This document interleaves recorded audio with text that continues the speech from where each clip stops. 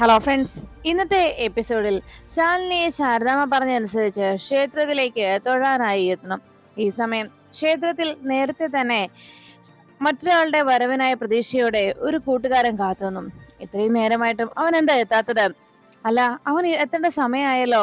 ഹർഷൻ എന്താ വരാത്തത് എന്നാലോചിച്ച് അങ്ങനെ അയാൾ സംശയത്തോടെ നോക്കുമ്പോൾ പെട്ടെന്ന് ഒരു കാറ് വരുന്നത് അയാൾ കണ്ടു. അത് ഹർഷന്റെ കാർ തന്നെയാണല്ലോ എന്ന് അയാൾ പുഞ്ചിരിയോടെ ആലോചിച്ചങ്ങനെ നിൽക്കുമ്പോൾ മുന്നിലേക്ക് കാറ് വന്ന് നിർത്തിയതും ആ കൂട്ടുകാരനെ നോക്കി ചിരിച്ചുകൊണ്ട് ഹർഷൻ കാറിൽ നിന്നിറങ്ങി. വളരെ സന്തോഷത്തോടെ വന്ന് ഹർഷൻ വിശേഷങ്ങളൊക്കെ അന്വേഷിച്ചു. നീ എന്താടാ ഇവിടെ? അല്ല, നീ ഇവിടെ വരാറുണ്ടോ? എന്നെ കാണാൻ വേണ്ടി മാത്രമായിട്ട് നീ വരില്ല എന്ന് എനിക്കറിയാം. പിന്നെ എന്താ ഇന്ന് എങ്ങോട്ട് ഇറങ്ങിയത് എന്ന് ഹർഷൻ കൂട്ടുകാരനോട് ചോദിച്ചപ്പോ കൂട്ടുകാരൻ പറഞ്ഞു, അത് എന്റെ ഭാര്യ വീട് ഇവിടെ അടുത്താണ്. അവരുടെ ബന്ധുക്കളും എന്റെ ഭാര്യയൊക്കെ ചേർന്ന് അവരുടെ വീട്ടില് ചില കുടുംബ പ്രശ്നങ്ങൾ, അതിന് ഒരു പരിഹാരം തേടാനായിട്ട് ഇവിടുത്തെ ജ്യോത്സ്യരെ കാണാനായി എത്തിയതാണ്. ജ്യോത്സ്യരോട് സംസാരിക്കാനായിട്ട് അവർ കാത്തു നിൽക്കുകയാണ്. അപ്പോൾ ഞാൻ വിചാരിച്ചു, എന്നാ നിന്നോട് കൂടി ഒന്ന് സംസാരിക്കാമെന്ന്, അതിനാ നിന്നെ വിളിപ്പിച്ചത് എന്ന് പറഞ്ഞപ്പോ, അല്ല എന്നിട്ട് കണ്ടോ ജ്യോത്സ്യരെ എന്ന് ചോദിച്ചപ്പോ, ഇല്ല, കുറച്ച് സമയം കൂടി കഴിയുമെന്നാണ് പറഞ്ഞത്, അവർ വെയിറ്റ് ചെയ്യുന്നു എന്ന് ആ കൂട്ടുകാരൻ അറിയിച്ചു. അത് കേട്ട് പുഞ്ചിരിച്ചുകൊണ്ട് അങ്ങനെ ഹർഷൻ വിശേഷങ്ങളെ ചോദിച്ച് സംസാരിച്ചു തുടങ്ങാൻ നിൽക്കുമ്പോൾ അവിടേക്ക് മറ്റൊരു കാറിൽ മധുശ്രീ വന്നെത്തി. മധുശ്രീ കാറ് വന്ന് നിർത്തിയതും മുന്നിൽ പുഞ്ചിരിയോടെ നിന്ന് കൂട്ടുകാരനോട് സംസാരിക്കുന്ന ഹർഷനെ കണ്ടതോടെ മധുശ്രീക്ക് ആകെ ടെൻഷനായി. ദൈവമേ, ഇവനോ? ആ ഹർഷനല്ലേ ഇത്, കാർത്തികയുടെ കാമുകൻ? അവനെന്താ ഇവിടെ? അവൻ വീണ്ടും കുറ്റിയും പറിച്ചിങ്ങോട്ട് പോന്നിരിക്കുകയാണോ? കാര്യങ്ങൾ ഓരോന്നും ഞാൻ ഓരോ കരക്കടിപ്പിക്കുമ്പോ അതെല്ലാം തകർത്തെറിയാനായിട്ട് ഓരോന്നും ഇങ്ങോട്ട് ഇറങ്ങി തിരിച്ചോളും. ഇവനെ എങ്ങാനും ആ കാർത്തിക കണ്ടാൽ അതോടെ തീർന്നുവല്ല. ഞാൻ എന്തെല്ലാം കള്ളങ്ങളാണ് പടച്ചു വിട്ടിരിക്കുന്നത്. ഇവനെ മുൻനിർത്തി ഞാൻ ചെയ്ത കാര്യങ്ങളൊക്കെ അത് പെറ്റ അമ്മ പോലും സഹിക്കുന്നതല്ല. ആ നിലയ്ക്ക് ആ കാർത്തിക ഇവനെ കണ്ടാൽ അതോടെ തീരും എല്ലാം. ഇന്നത്തോടെ എല്ലാത്തിനും സമാപനവുമാകും. ഇന്ന് നടക്കാൻ പോകുന്ന വിവാഹവും അതോടെ അവസാനിക്കും.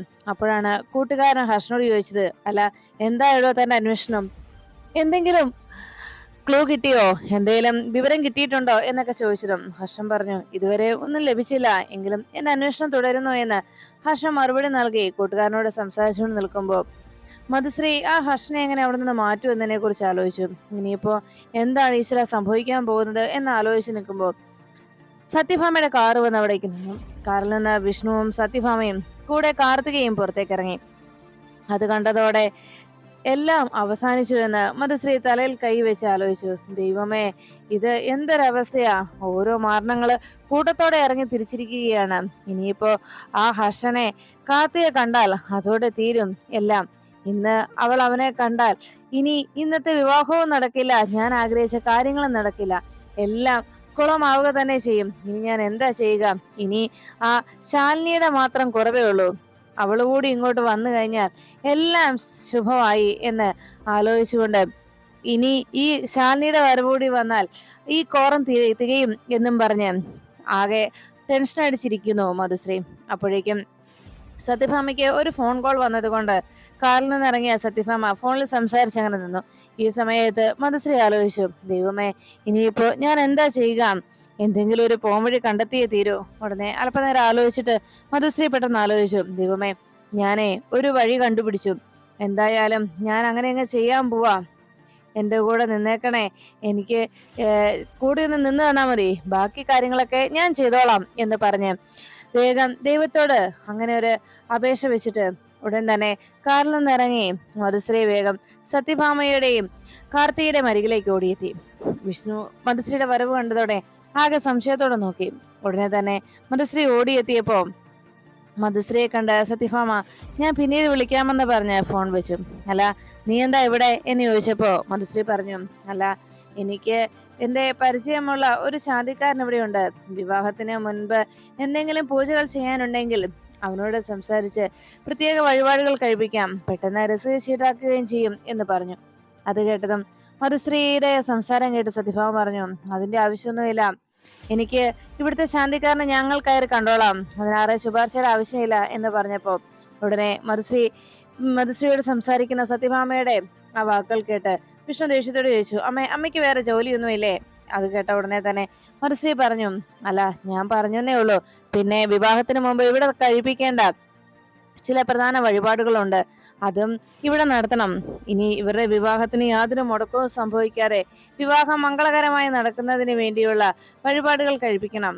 ഇനി അഥവാ പെട്ടെന്ന് വിവാഹം നടക്കാൻ ഒരു തടസ്സവും കൂടാതെ വിവാഹം നടത്തുന്നതിനുള്ള കുറുക്കു വഴികളും അയാൾ പറഞ്ഞു തരുമെന്ന് പറഞ്ഞപ്പോ സത്യഭാമ പറഞ്ഞു, ഒരു കുറുക്കു വഴിയുടെ ആവശ്യമില്ല. നേരായ മാർഗത്തിൽ തന്നെയാണ് ഞാൻ ഈ വിവാഹം നടത്താൻ പോകുന്നത്.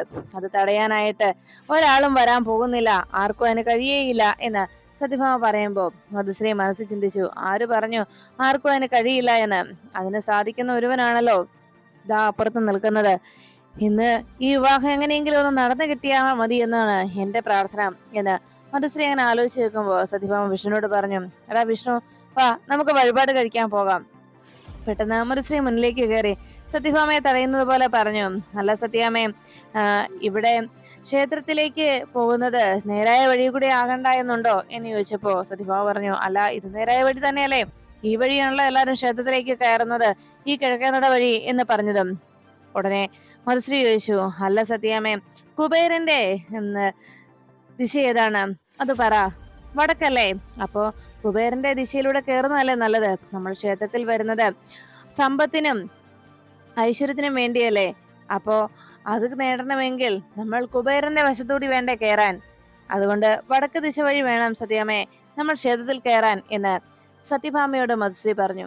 അല്ല, എന്താ സമ്പത്തും ഐശ്വര്യവും വേണ്ട എന്നാണോ സത്യാമ്മ പറയുന്നത് എന്ന് ചോദിച്ചപ്പോ സത്യഭാമ പറഞ്ഞു, അങ്ങനെയല്ല, അതൊക്കെ വേണം എന്നിങ്ങനെ പറഞ്ഞു. എന്നാ വാ സത്യാമ്മേ, ദാ ഈ വഴിയാണ് പോകേണ്ടതെന്ന് പറഞ്ഞ് സത്യഭാമയെ മധുശ്രീ ആ വഴി ചൂണ്ടിക്കാട്ടുന്നത് കണ്ട് ഉടനെ സത്യഭാമ വിഷ്ണുവിനെ നോക്കിയിട്ട് പറഞ്ഞു, എടാ മോനെ, എന്നാ നമുക്ക് ആ വഴി തന്നെ പോകാം. ഇനിയിപ്പോ അതിന്റെ പേരിൽ ഒരു പ്രശ്നം വേണ്ട എന്ന് പറഞ്ഞതും വിഷ്ണു ചോദിച്ചു, അമ്മയ്ക്ക് വേറെ ജോലിയൊന്നുമില്ലേ എന്ന് ചോദിച്ചതും, എടാ നീ വാടാ എന്ന് പറഞ്ഞ് സത്യഭാമ മധുശ്രീ പറഞ്ഞ ആ വടക്കേ നടവഴി അകത്തേക്ക് കയറാനായി വിഷ്ണുവിനോടൊപ്പം ആ വടക്കേ നട ലക്ഷ്യം വെച്ച് മടങ്ങി.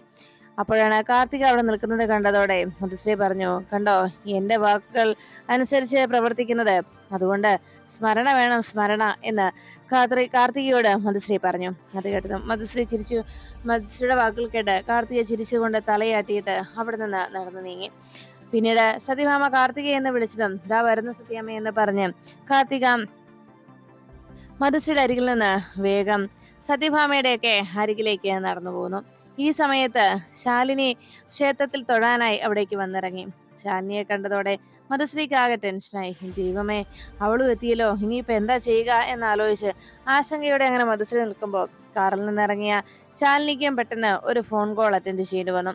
കോൾ അറ്റൻഡ് ചെയ്ത് ആകെ നിരാശയോടെ ശാലിനി ഭഗവാനെ തൊഴാനായി ക്ഷേത്രത്തിന് നേരെ തിരിഞ്ഞതും അപ്പുറത്ത് മാറി നിന്ന് കൂട്ടുകാരനോട് സംസാരിച്ചു നിൽക്കുന്ന ഹർഷനെ ശാലിനി കാണുന്നു.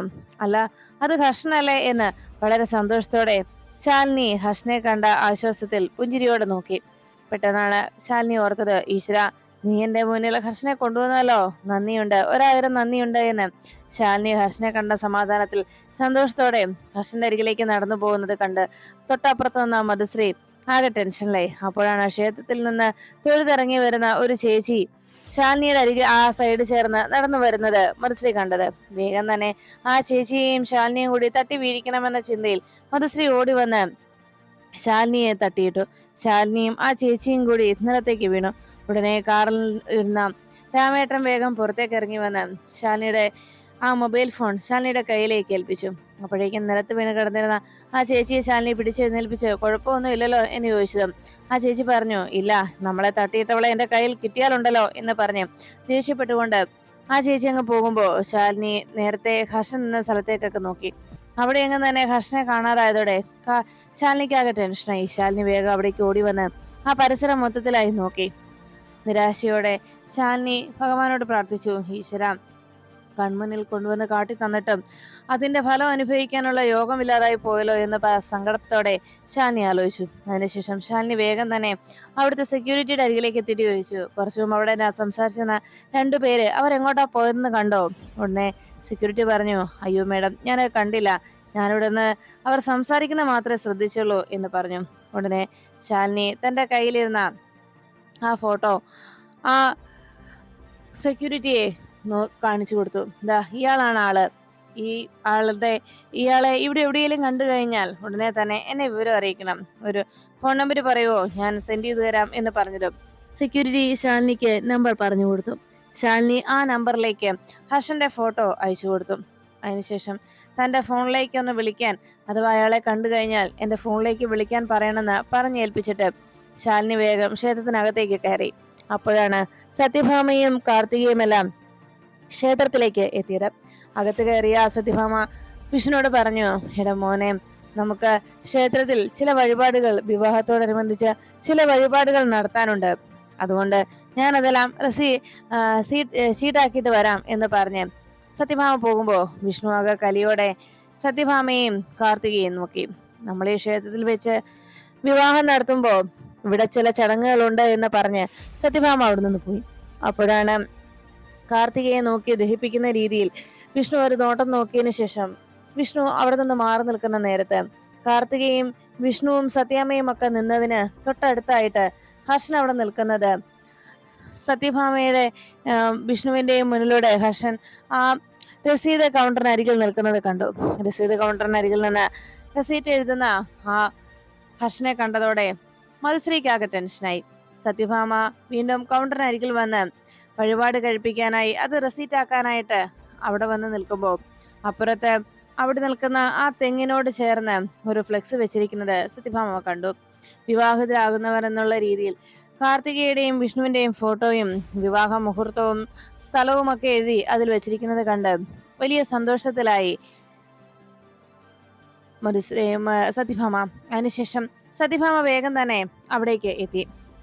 പിന്നീട് ആ ഫ്ലെക്സ് കണ്ടിട്ട് സന്തോഷത്തോടെ വിഷ്ണുവിനോട് പറഞ്ഞു, മോനെ വിഷ്ണു, നീ നോക്കിക്കേ, ഇത് കണ്ടോ എന്ന് പറഞ്ഞത് ഇവിടുത്തെ ക്ഷേത്രം കമ്മിറ്റിക്കാർ ചെയ്യുന്ന ജോലി ചെയ്ത് ഇവിടെ വിവാഹം നടക്കാൻ പോകുന്ന ആളുകളുടെ ഫ്ലെക്സ് അവരുടെ ചെലവിൽ തന്നെ അവർ അടിച്ചു വെക്കും എന്ന് പറഞ്ഞു. എന്ത് ഭംഗിയാ കാണാനല്ലേ എന്ന് ചോദിച്ചതും വിഷ്ണു കലിയോടെ സത്യഭാമയെ നോക്കി. അപ്പോഴാണ് കാർത്തികയുടെ അരികിലേക്ക് മധുശ്രീ ഓടിയെത്തിയത്. അല്ല കാർത്തികൻ, നീ ഇവിടെ ഐക്യമത്യ പൂജ അത് പുഷ്പാഞ്ജലി കഴിപ്പിച്ചോ എന്ന് ചോദിച്ചതും ഇല്ല എന്ന് കാർത്തിക മറുപടി നൽകി. അതെ, ഇപ്പോ നീ മറ്റൊരു പെണ്ണിനെ മനസ്സിൽ കൊണ്ടു നടക്കുന്ന ഒരാളെയാണ് നീ വിവാഹം കഴിക്കാൻ പോകുന്നത്. അതുകൊണ്ട് നിന്റെ ജീവിതത്തിൽ തകർച്ചകളൊന്നും ഉണ്ടാകാതിരിക്കാനും അങ്ങനെ ഒരു ശല്യം എന്നേക്കുമായി ഒഴിവാക്കി പോകുന്നതിനു വേണ്ടിയുമാണ് ഐക്യമത്യ പൂജ ഇവിടെ നടത്താറുള്ളത് എന്ന് മധുശ്രീ കാർത്തികയോട് പറഞ്ഞു. അതുകൊണ്ട് ആ പൂജ നടത്താൻ മറക്കരുത് എന്ന് കാർത്തികയെ ഓർമ്മപ്പെടുത്തുന്നു മധുശ്രീ മനഃപൂർവ്വം ശാലിനിയുടെയും ഹർഷന്റെയും കൂടിക്കാഴ്ച ഒഴിവാക്കുന്നതിന് വേണ്ടിയും കാർത്തികയിൽ നിന്നും ഹർഷനെ അകറ്റി നിർത്തുന്നതിന് വേണ്ടിയും പല കരുനീക്കങ്ങളും നടത്തി. അപ്പോഴാണ് ശാലിനി വേഗം അവിടുത്തെ രസീത് കൗണ്ടറിന് അരികിലേക്ക് എത്തി. ശാലിനി അവരോട് തനിക്ക് തന്റെ കയ്യിലുള്ള ഫോട്ടോ കാണിച്ച് ഇയാളെ ഇവിടെ എവിടെയെങ്കിലും കണ്ടിരുന്നോ എന്ന് ചോദിച്ചു. അദ്ദേഹം ഈ ക്ഷേത്ര പരിസരത്ത് എവിടെയെങ്കിലും ഉണ്ടാകുമെന്ന് പറയുമ്പോൾ ശാലിനി വീണ്ടും തന്റെ കയ്യിലുള്ള ആ ഫോട്ടോകൾ കാണിച്ചു. എങ്ങനെയെങ്കിലും ഈ പ്രശ്നത്തിന് ഒരു പരിഹാരം കാണണം എന്ന രീതിയിൽ ശാലിനി ആ ഫോട്ടോ കാണിച്ച് ഹർഷനെ അവരെ ബോധ്യപ്പെടുത്തി. ആ സമയത്ത് ഹർഷനെ കുറിച്ച് അവിടുത്തെ ക്ഷേത്ര രസീത് കൗണ്ടറിൽ നിന്ന്, ക്ഷേത്രത്തിന്റെ ഓഫീസിൽ നിന്ന് പെട്ടെന്ന് ഒരു അനൗൺസ്മെന്റ് വന്നു. ശാലിനിക്ക് എതിരായിട്ടുള്ള ആ അനൗൺസ്മെന്റ് കേട്ടതും കാർത്തികയ്ക്ക് വല്ലാത്ത ആശങ്കയായി. ഹർഷൻ എന്ന് പറയുന്ന വ്യക്തി ഇവിടെ ഉണ്ടെങ്കിൽ എത്രയും വേഗം കമ്മിറ്റി ഓഫീസിൽ എത്തുക എന്നതായിരുന്നു അവരുടെ ആവശ്യം. അത് കേട്ടതും ആകെ ടെൻഷനോടെ ശാലിനി തന്റെ പ്രതീക്ഷകളെല്ലാം അസ്തമിച്ചതിന് നിരാശയിൽ ശാലിനി ക്ഷേത്രത്തിൽ നിന്ന് പോകാനായി അവിടേക്ക് നടന്നു വരുമ്പോഴാണ് ക്ഷേത്ര വളപ്പിന് വാതിൽക്കലായിട്ട് നിൽക്കുന്ന വിഷ്ണുവിനെ കണ്ടത്. ഉടൻ തന്നെ ശാലിനി വിഷ്ണുവിന്റെ അരികിലേക്ക് ചെന്നു. ശാലിനി എന്ന് വിഷ്ണു വിളിക്കുമ്പോൾ ശാലിനി അരികിലെത്തി വിഷ്ണുവോട് പറഞ്ഞു, വിഷ്ണുവേട്ടാ. അപ്പോഴേക്കും വിഷ്ണു ശാലിനിയെ നോക്കിയിട്ട് ചോദിച്ചു, എനിക്കറിയാം നീ ഒത്തിരി ബുദ്ധിമുട്ടുന്നുണ്ട് എന്ന്, എല്ലാ രീതിയിലും അന്വേഷണം തുടരുന്നുണ്ടെന്നും ഞാനും അന്വേഷിക്കുന്നുണ്ട് എന്ന് വിഷ്ണു മറുപടി നൽകി. അപ്പോഴേക്കും ശാലിനി പറഞ്ഞു, ഒരിക്കലും വിഷ്ണുവേട്ടനെ നഷ്ടപ്പെടില്ല എന്ന് എനിക്ക് ഉറപ്പുണ്ടായിരുന്നു, ഈ അല്പനിമിഷം മുമ്പ് വരെ. അതുകൊണ്ട് തന്നെയാണ് ഞാൻ അന്നങ്ങനെ പറഞ്ഞത്. പക്ഷേ വിഷ്ണുവേട്ട, ഇനി എനിക്ക് വിഷ്ണുവേട്ടനോട് സംസാരിക്കാനും സ്വാതന്ത്ര്യത്തോടെ പെരുമാറാനും ഇന്ന് 12 മണി വരെയല്ലേ അതിന് കഴിയൂ. അതിനുശേഷം പിന്നെ വിഷ്ണുവേട്ടനും ഞാനും വെറും അപരിചിതർ മാത്രമായി മാറുമല്ലോ.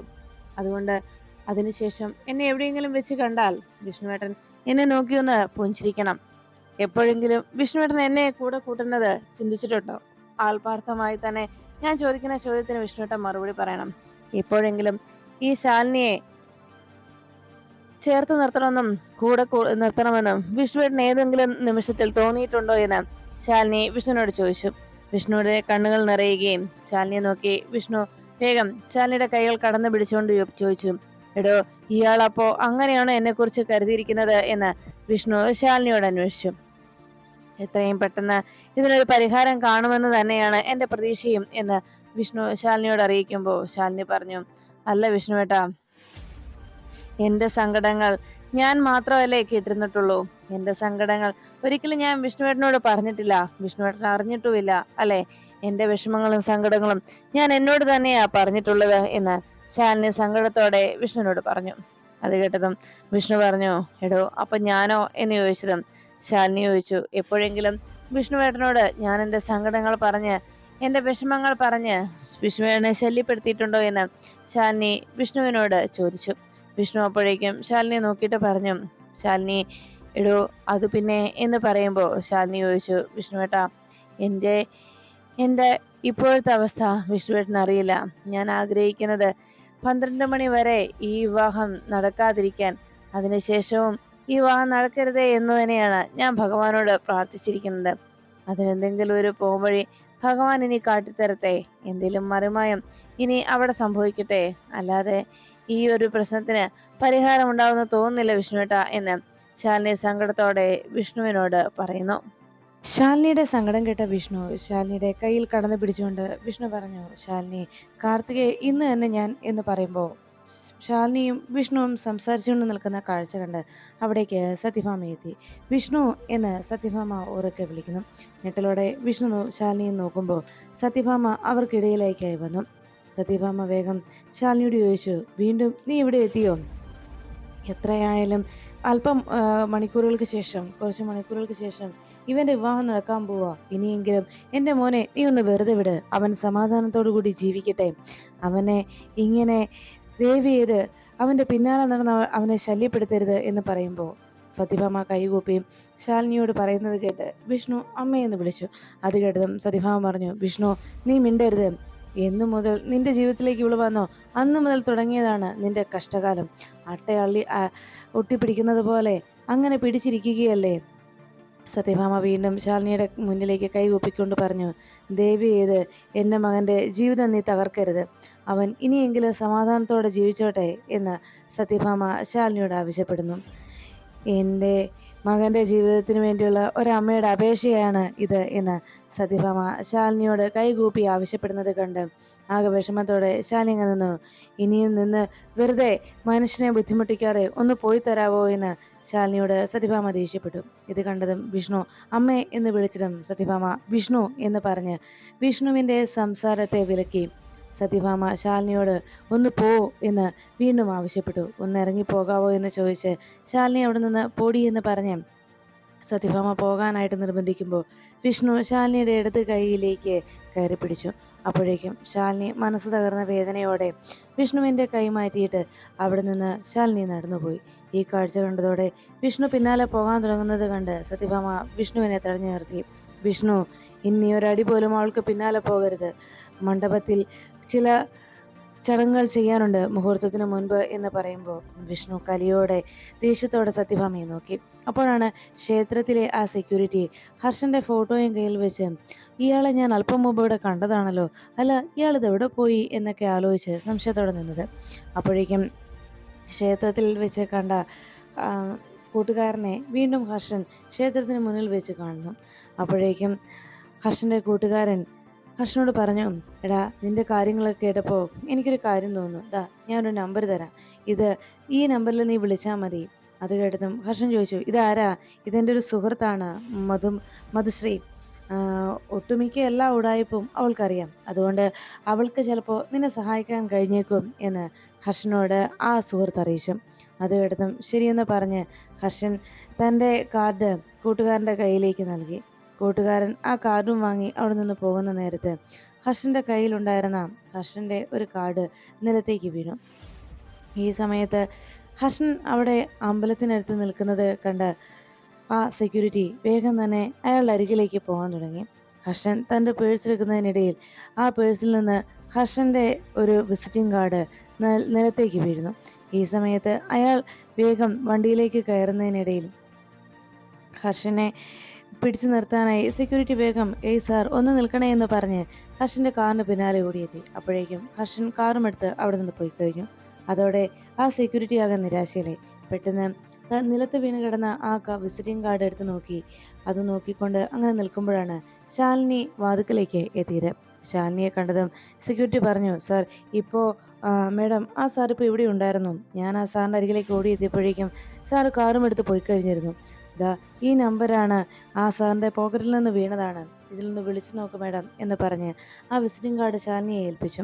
ഈ സമയം ശാലിനി ആ നമ്പറിലേക്ക് വിളിച്ചു നോക്കുമ്പോൾ ഹർഷൻ ബ്ലൂടൂത്ത് വെച്ച് പാട്ട് കേട്ടങ്ങനെ പോകുന്നതിനാൽ ഹർഷൻ്റെ ഫോണിലേക്ക് കോൾ കണക്റ്റ് ആയില്ല. ഈ സമയത്ത് ശാലിനി ആ ക്ഷേത്രത്തിൽ വെച്ച് കണ്ട ആ ഫ്ലെക്സിനെ കുറിച്ച് ഓർത്ത് നിരാശയോടെ വീട്ടിലേക്ക് മടങ്ങിയെത്തി. അവിടെ ഇരുന്നുകൊണ്ട് ശാലിനി ആലോചിച്ചു, ഇനിയും വിഷ്ണുവേട്ടനെ തനിക്ക് തിരികെ കിട്ടില്ലേ? വിഷ്ണുവേട്ട, സത്യാമ്മ എന്നെ എന്തൊക്കെ പറഞ്ഞാലും അവിടെ വെച്ച് വിഷ്ണുവേട്ടൻ ഒരു വാക്കുപോലും സത്യാമ്മയുടെ എതിർത്ത് പറഞ്ഞില്ല. എന്നെ ഒന്ന് ചേർത്ത് പിടിച്ചുകൊണ്ട് ഒരു തവണ പോലും വിഷ്ണുവേട്ടനെ ഒന്ന് ആശ്വസിപ്പിച്ചില്ല. ഇതൊക്കെ വിഷ്ണുവേട്ടൻ്റെ ആ മൗനം, സത്യാമ്മയുടെ മുന്നിലുള്ള വിഷ്ണുവേട്ടൻ്റെ ആ മൗനമാണ് എന്നെ വല്ലാതെ തളർത്തി കളഞ്ഞത്. എന്തായാലും ഒരുപാട് വർഷക്കാലമൊന്നും നമ്മൾ ഒന്നിച്ച് ജീവിച്ചില്ല എങ്കിലും കുറച്ചു നാളെങ്കിലും നമ്മൾ പരസ്പരം നമ്മുടെ ഇഷ്ടങ്ങളും ആഗ്രഹങ്ങളും പങ്കുവെച്ചതല്ലേ? പരസ്പരം എല്ലാം തുറന്ന് സംസാരിച്ചിട്ടുള്ളവരല്ലേ? എന്നിട്ടും വിഷ്ണുവേട്ടൻ എന്തുകൊണ്ട് ഇങ്ങനെ മൗനം പാലിക്കുന്നു എന്ന് എനിക്ക് മനസ്സിലാകുന്നില്ല. പക്ഷേ ഒരു കാര്യം ഉറപ്പാണ് വിഷ്ണുവേട്ട, വിഷ്ണുവേട്ടൻ എന്നെ തിരിച്ചറിഞ്ഞില്ലെങ്കിലും വിഷ്ണുവേട്ടനോടുള്ള എൻ്റെ സ്നേഹം വിഷ്ണുവേട്ടൻ തിരിച്ചറിയുമെന്നായിരുന്നു ഞാൻ കരുതിയിരുന്നത്. പക്ഷേ ഒരു കാര്യം തീർച്ചപ്പെടുത്തുകയാണ്, വിഷ്ണുവേട്ടനെ എനിക്കൊരിക്കലും നഷ്ടപ്പെടുത്താനാവില്ല. അതുകൊണ്ട് തന്നെ ഈ ശാലിനിയുടെ ജീവൻ ഇല്ലാതാകുന്നത് വരെ ശാലിനി വിഷ്ണുവേട്ടനെ സ്വന്തമാക്കാനായിട്ട്, വിഷ്ണുവേട്ടനെ നേടിയെടുക്കാനായിട്ട് പരിശ്രമിച്ചുകൊണ്ടേയിരിക്കും. ഇന്ന് 12 മണിക്ക് ശേഷം ആ ശുഭമുഹൂർത്തത്തിൽ ഇന്ന് വിഷ്ണുവേട്ടൻ മറ്റൊരു പെണ്ണിൻ്റെ കഴുത്തിൽ താലി കെട്ടുന്നു. അഗ്നിസാക്ഷിയായി എൻ്റെ കഴുത്തിൽ ചാർത്തി തന്ന ആ അതേ താലി മറ്റൊരു പെണ്ണിൻ്റെ കഴുത്തിൽ വിഷ്ണുവേട്ടൻ ചാർത്താൻ പോകുന്നത് വരെ മാത്രമാണ് ശാലിനിക്ക് വിഷ്ണുവേട്ടൻ സ്വന്തം. അതിനുശേഷം പിന്നെ നമ്മൾ രണ്ട് അപരിചിതർ മാത്രമായിരിക്കും. ഇതിലെങ്കിലും വിഷ്ണുവേട്ടൻ നടന്നു പോകുമ്പോഴെങ്കിലും ഒരു ചെറിയൊരു പുഞ്ചിരിയെങ്കിലും എനിക്ക് നേരെ വിഷ്ണുവേട്ടൻ്റെ ഭാഗത്തു നിന്നുണ്ടായാൽ നന്ന് എന്ന് ഞാൻ ആഗ്രഹിച്ചു പോന്നു. എങ്കിലും എൻ്റെ അവസാന നിമിഷത്തിലും വിഷ്ണുവേട്ടനെ എനിക്ക് സ്വന്തമാക്കാൻ കഴിയുമെന്നുള്ള പ്രതീക്ഷയിൽ ഞാൻ പോരാടുക തന്നെ ചെയ്യും. വിഷ്ണുവേട്ടനെ എനിക്ക് നഷ്ടപ്പെടുത്താനാവില്ല. എന്നും നഷ്ടങ്ങൾ മാത്രമാണല്ലോ ഈ ശാലിനിക്ക് സംഭവിച്ചിട്ടുള്ളത്. ശാലിനിയുടെ ജീവിതത്തിൽ നഷ്ടങ്ങൾ മാത്രമല്ലേ ഉള്ളൂ എന്ന് ശാലിനി സങ്കടത്തോടെ ഓർത്തു. എങ്കിലും എൻ്റെ വിശ്വാസം ഇപ്പോഴും വിഷ്ണുവേട്ടൻ്റെ വിവാഹം മുടങ്ങുമെന്ന് തന്നെയാണ്. ആ വിവാഹം മുടങ്ങാൻ ഏതു വിധേനയും അത് മുടക്കാൻ ഞാൻ എന്നാലാകും വിധം ഞാൻ ശ്രമിച്ചുകൊണ്ടേയിരിക്കും. വിഷ്ണുവേട്ടനെ നഷ്ടപ്പെടാതിരിക്കാനായി ഓടി ഓടി തളർന്ന് അവശയായി വന്നിരിക്കുകയാണ് ഞാൻ. ഇപ്പോഴും മനസ്സിലൊരു പ്രതീക്ഷയുള്ളത്, ആരെങ്കിലും അവസാന നിമിഷമെങ്കിലും തൻ്റെ ആഗ്രഹം സഫലമാക്കുന്നതിനായി, വിഷ്ണുവേട്ടനെ എനിക്ക് തിരിച്ചു നൽകുന്നതിനായി, വിഷ്ണുവേട്ടനെ വീണ്ടും തിരികെ ലഭിക്കുന്നതിന് വേണ്ടി ആരെങ്കിലും ഒരാൾ എന്നെ സഹായിക്കാനായി എത്തുമെന്നുള്ള പ്രതീക്ഷയിലാണ് ഞാനിപ്പോൾ ജീവിക്കുന്നതെന്ന് ശാലിനി മനസ്സിൽ ചിന്തിച്ചു. ഉടനെ തന്നെ ശാലിനി വീണ്ടും ഹർഷൻ്റെ ആ നമ്പർ എടുത്ത് അതിലേക്ക് ഡയൽ ചെയ്തു. അപ്പോഴും ഹർഷൻ്റെ ഫോണിലേക്ക് കോൾ കണക്റ്റ് ആക്കാതെ പോന്നു. ശാലിനി ആകെ നിരാശയോടെ സങ്കടപ്പെട്ട് അങ്ങനെ ഇരിക്കുമ്പോൾ തനിക്ക് ആരെങ്കിലും ഒരാൾ തൻ്റെ ഈ പ്രതിസന്ധിയെ മറികടക്കാനായി സഹായത്തിനായി എത്തുമെന്നുള്ള പ്രതീക്ഷയിൽ ശാലിനി അങ്ങനെ ഇരുന്നു. അപ്പോഴാണ് ഹർഷൻ തൻ്റെ സുഹൃത്ത് പറഞ്ഞതനുസരിച്ച് മധുശ്രീയെ കാണാനായിട്ട് മധുശ്രീയെ വീട്ടിലേക്ക് എത്തിയത്. അവിടെ വെച്ച് മധുശ്രീയെ കാണാൻ കഴിഞ്ഞില്ല എന്ന നിരാശയിൽ ഹർഷൻ തൻ്റെ സുഹൃത്തിനെ വിളിച്ചു. "എടാ, ഞാൻ നീ പറഞ്ഞ ആ പെൺകുട്ടിയുടെ വീട്ടിൽ തന്നെയാണ്. വീട്ടിൽ ചെന്ന് നോക്കിയപ്പോൾ വീട് അടച്ചിട്ടിരിക്കുന്നു. അല്പനേരം വെയിറ്റ് ചെയ്യാനാണ് പറഞ്ഞത്. അതുകൊണ്ട് ഞാനിവിടെ കാത്തു നിൽക്കുകയാണ്. കുറച്ചു നേരം കൂടി വെയിറ്റ് ചെയ്യും. എന്നിട്ടും വന്നില്ലെങ്കിൽ പോകാൻ തന്നെയാണ് എൻ്റെ തീരുമാനമെന്ന് ഹർഷൻ അറിയിച്ചു. അപ്പോഴും ശാലിനി വീണ്ടും ഹർഷൻ്റെ ഫോണിലേക്ക് കോണ്ടാക്ട് ചെയ്യാനായി ശ്രമിച്ചു. ഈ സമയത്ത് അപ്രതീക്ഷിതമായി ക്ഷേത്രത്തിലെ ആ സെക്യൂരിറ്റി അതുവഴി എത്തിയത്. 2 വീലറിൽ വന്ന അയാൾ അവിടെ ഫോണിൽ സംസാരിച്ച് നിൽക്കുന്ന ഹർഷനെ കണ്ടു. ഉടനെ സംശയം തോന്നി ആ സെക്യൂരിറ്റി തൻ്റെ ഫോണിലേക്ക് ശാലിനി അയച്ചു കൊടുത്ത ആ ഫോട്ടോ എടുത്ത് അയാൾ നോക്കി. അതെ, ഇത് അയാൾ തന്നെ എന്ന് സെക്യൂരിറ്റിക്ക് മനസ്സിലായി. ഉടൻ തന്നെ സെക്യൂരിറ്റി ആ ഫോണിലെ ഫോട്ടോ രണ്ടും ഫോട്ടോയും മുന്നിൽ നിൽക്കുന്ന ആളും ഒരാൾ തന്നെയാണെന്ന് ഉറപ്പ് വരുത്തിയതിനു ശേഷം സെക്യൂരിറ്റി ഉടനെ തന്നെ തൻ്റെ ഫോൺ എടുത്ത് ശാലിനിയെ വിളിച്ചു. ശാലിനി കോള് വരുന്നത് കണ്ട് വേഗം തന്നെ ചാടി അറ്റൻഡ് ചെയ്തതും സെക്യൂരിറ്റി പറഞ്ഞു, "മേഡം, ഞാൻ ഈ ക്ഷേത്രത്തിലെ സെക്യൂരിറ്റിയാണ്. മേഡം എൻ്റെ കയ്യിലൊരു ഫോട്ടോ തന്ന് അയാളെ കണ്ടെത്തിയാൽ വിളിക്കണമെന്ന് പറഞ്ഞില്ലേ? അയാളിപ്പോൾ എൻ്റെ മുന്നിലുണ്ട്" എന്നറിയിച്ചു. അത് കേട്ടതോടെ ശാലിനി ചോദിച്ചു, "നിങ്ങളിപ്പോൾ എവിടെയാണ്?" "ഞങ്ങൾ ഗാന്ധി സ്ക്വയറിനടുത്തുണ്ട്" എന്നറിയിച്ചു. ഉടനെ ശാലിനി പറഞ്ഞു, "എങ്കിൽ അയാളുടെ കയ്യിലൊന്ന് ഫോൺ കൊടുക്കുമോ" എന്ന് ചോദിച്ചതും മേഡം, അയാൾ ഒരല്പം മാറിയാണ് നിൽക്കുന്നത്. ഞാൻ അദ്ദേഹത്തെ റോഡ് ക്രോസ് ചെയ്ത് ചെന്ന് കണ്ടില്ല. അയാളെ കണ്ടതും ഞാൻ മേഡത്തെ വിളിച്ചതാണ്. ഉടനെ ശാലിനി പറഞ്ഞു, "എന്തായാലും അയാളെ ഒരു കാരണവശാലും പോകാൻ അനുവദിക്കരുത്. ഞാൻ ഇപ്പോൾ തന്നെ ഇവിടേക്ക് എത്താം" എന്ന് പറഞ്ഞ് ശാലിനി ഫോൺ വെച്ചു.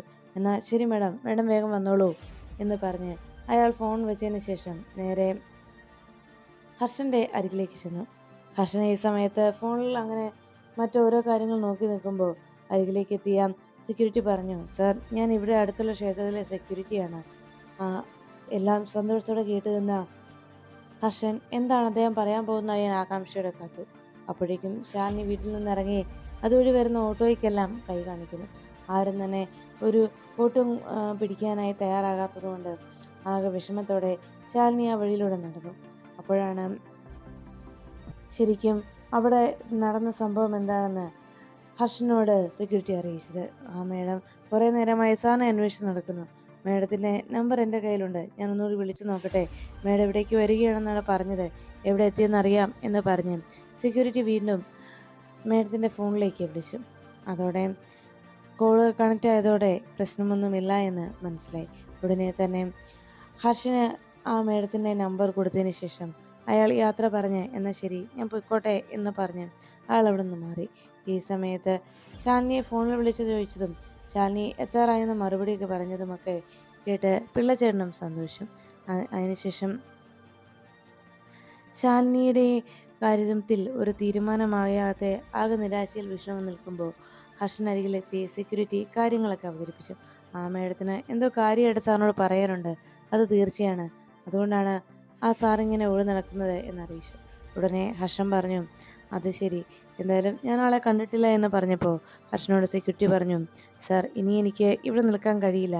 എൻ്റെ ടൈം കഴിഞ്ഞു. അതുകൊണ്ട് ഞാൻ പോവാ. സാറ് എല്ലാം ഉചിതമായിട്ട് വേണ്ട കാര്യങ്ങൾ ചെയ്തേക്കണം" എന്ന് പറഞ്ഞതും ശരിയെന്ന് പറഞ്ഞ് ഹർഷൻ വേഗം ആ വണ്ടിയിലേക്ക് കയറി. ഈ സമയത്ത് ശാലിനി വീണ്ടും അതിലെ നടന്നു വന്നുകൊണ്ടിരുന്നു. ക്ഷേത്രത്തിലേക്കുള്ള വഴി ചോദിച്ച് ശാലിനി പതിയെ ആ ക്ഷേത്രത്തിന് മുന്നിലേക്ക് വന്നെത്തി നിന്നു. ഈ സമയത്ത് ശാലിനി ക്ഷേത്രത്തിലേക്ക് എത്തിയതും ശാലിനി അവിടേക്ക് വന്നെത്തിയ ആ നിമിഷം തന്നെ ശാലിനിക്ക് അവിടെ നിന്ന് ഹർഷനെ കാണാൻ കഴിഞ്ഞതിൻ്റെ സന്തോഷമായിരുന്നു ശാലിനിയുടെ മനസ്സിൽ. ഹർഷൻ അവിടെ നിൽക്കുന്നത് കണ്ടതോടെ ശാലിനി വേഗം തന്നെ ഹർഷൻ്റെ അരികിലേക്ക് ഓടി വരാൻ തുടങ്ങി. ആ സമയത്ത് അതുവഴി എത്തിയ ഒരു വണ്ടി കൃത്യമായി തന്നെ ശാലിനിയെ വന്നിടിച്ചു തെറിപ്പിച്ചു.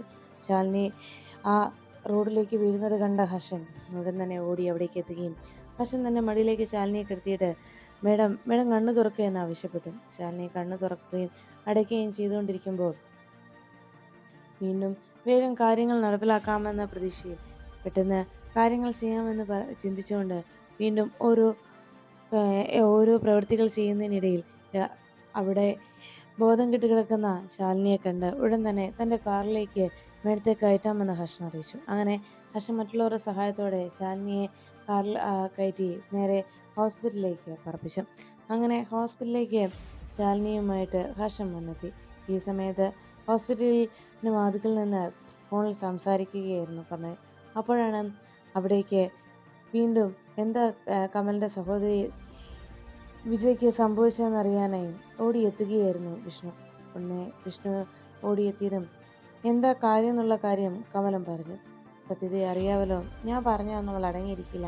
ഞാൻ മാറിയ നേരത്ത് അവൾ ചെയ്ത പ്രവൃത്തിയാണിത്. ബാത്റൂമിലൊന്ന് വീണു. കാലിന് ചെറിയൊരു പൊട്ടലുണ്ടെന്നാണ് പറഞ്ഞത്. പിന്നെ കുറച്ച് ബെഡ് റെസ്റ്റ് എടുക്കേണ്ടി വരും എന്നൊക്കെ അറിയിച്ചു. ഈ സംഭവത്തിന് ഞാനും അടുത്തുണ്ടായിരുന്നില്ലല്ലോ" എന്ന് കമലം വിഷമത്തോടെ അറിയിച്ചു. "അതുകൊണ്ട് അവൾക്ക് വല്ലാത്ത പേടിയുമുണ്ട്" എന്ന് കമലം പറഞ്ഞു.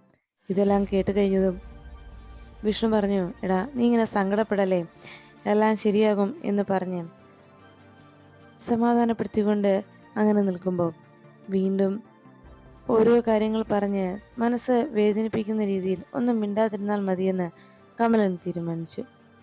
അങ്ങനെ കമൽ അതിനെക്കുറിച്ച് ആലോചിച്ച് നിൽക്കുമ്പോൾ വിഷ്ണു ആകെ വിഷമത്തോടെ കമലിനെ നോക്കിയിട്ട് പറഞ്ഞു, എടാ, ഇന്നിനിയിപ്പം അല്പസമയത്തിനുള്ളിൽ അവിടെ താലികെട്ട് ചടങ്ങ് തുടങ്ങും എന്നറിയിച്ചു. ഇത് കേട്ടതും കമലൻ പറഞ്ഞു, ആശാനെ, ആശാൻ വിഷമിക്കണ്ട, എല്ലാം ശരിയാകും. അപ്പോഴാണ് വിഷ്ണു പറഞ്ഞത്, എങ്ങനെ ശരിയാകാനാണ് നീ പറയുന്നത്?